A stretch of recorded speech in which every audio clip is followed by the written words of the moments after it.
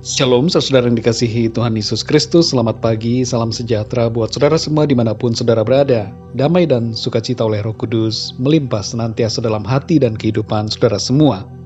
Sebelum kita mendengarkan renungan firman Tuhan, mari sama-sama kita berdoa. Bapa kami yang di surga, Bapa di dalam nama Tuhan Yesus Kristus, kami mengucap syukur untuk kasih dan kemurahan Tuhan yang tidak habis-habisnya Tuhan limpahkan dalam kehidupan kami. Kami bersyukur untuk perlindungan-Mu di sepanjang malam hingga pagi hari ini. Dan kami bersyukur untuk kesehatan, kekuatan, dan berkat-berkat yang Tuhan sediakan bagi kami. Saat ini ya Tuhan, kami mau mendengarkan sabda firman-Mu. Urapilah setiap kami, terangi hati kami Tuhan, supaya kami dapat mengerti akan kebenaran firman-Mu. Terima kasih ya Tuhan, dalam nama Tuhan Yesus Kristus, kami berdoa dan mengucap syukur. Haleluya. Amin.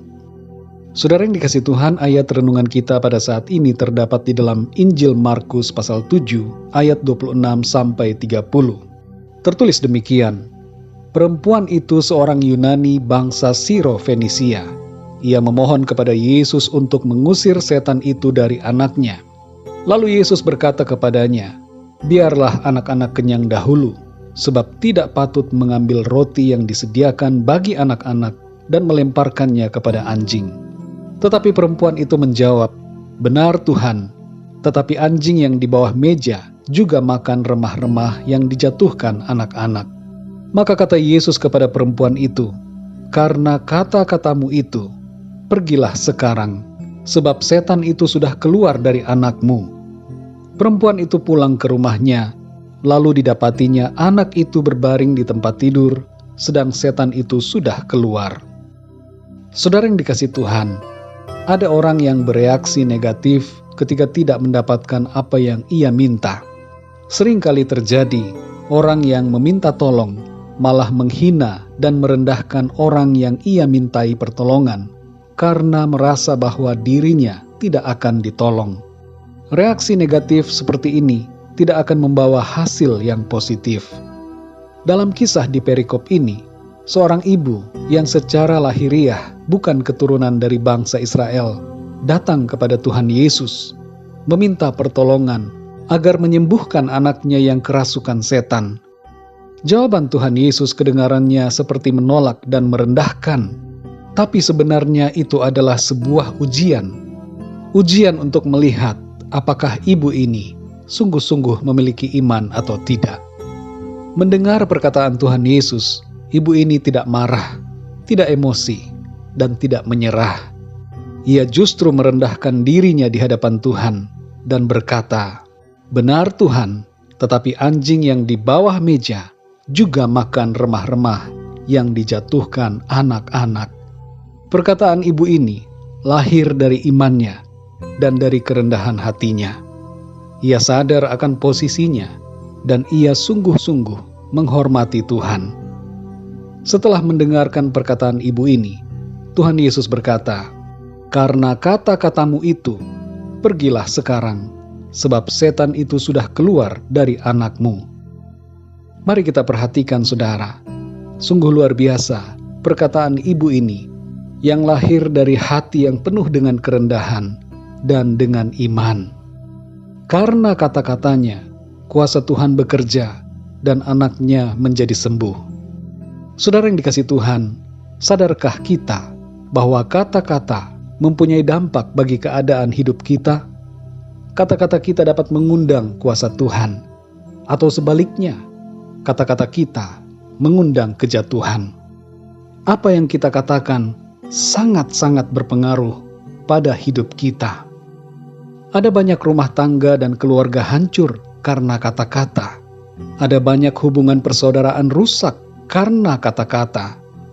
Ada banyak konflik dan perang antar kelompok dan suku disebabkan oleh karena kata-kata. Ada banyak kehancuran yang terjadi yang disebabkan oleh kata-kata. Maka dari itu saudara, perhatikanlah kata-kata kita. Saudara yang dikasihi Tuhan, kata-kata kita berdampak pada kehidupan kita. Itu sebabnya kita perlu menjaga mulut kita agar tidak berkata-kata yang berakibat menghancurkan, tapi yang memulihkan, tidak meruntuhkan, tapi membangun. Biarlah kata-kata kita senantiasa lahir dari hati yang baik, hati yang murni dan mengasihi Tuhan, agar kuasa Tuhan mengalir dalam kehidupan kita. Apapun keadaan kita saat ini, janganlah kita berkata-kata yang tidak baik, tapi keluarkanlah kata-kata yang penuh kasih, kata-kata iman, kata-kata yang mengandung pengharapan, dan kata-kata yang memuliakan Tuhan. Dalam Amsal 18 ayat 21 dikatakan, hidup dan mati dikuasai lidah, siapa suka menggemakannya akan memakan buahnya. Saudara yang dikasihi Tuhan, biarlah kata-kata kita membangun dan membawa berkat bagi kehidupan kita, dan menjadi berkat bagi sesama kita, serta mengundang kuasa Tuhan terjadi dalam kehidupan kita. Mari kita berdoa, saudara. Bapa kami yang di surga, Bapa, di dalam nama Tuhan Yesus Kristus, kami mengucap syukur untuk firman-Mu Tuhan, yang mengajarkan kami untuk menjaga perkataan kami. Jamahlah hati kami Tuhan, jadikan hati kami tulus, murni di hadapan-Mu. Jadikan hati kami suci, dipenuhi dengan kasih dan iman. Ubahkanlah kami Tuhan, sehingga kami tidak mengucapkan kata-kata yang sia-sia, kata-kata yang meruntuhkan, tapi kata-kata yang membangun dan mengundang kuasa-Mu dalam hidup kami. Terima kasih ya Tuhan, pimpin kami ya Tuhan di sepanjang hari ini, dalam segala aktivitas kami. Kami perlu Tuhan, kami tidak dapat berjalan sendiri tanpa Engkau ya Tuhan, tapi kami perlu pimpinan-Mu, kami perlu hikmat-Mu ya Roh Kudus. Sertai kami dalam segala aktivitas kami, supaya apa yang kami kerjakan dan lakukan menjadi berhasil dan memuliakan nama-Mu. Engkau mengerti setiap pergumulan kami.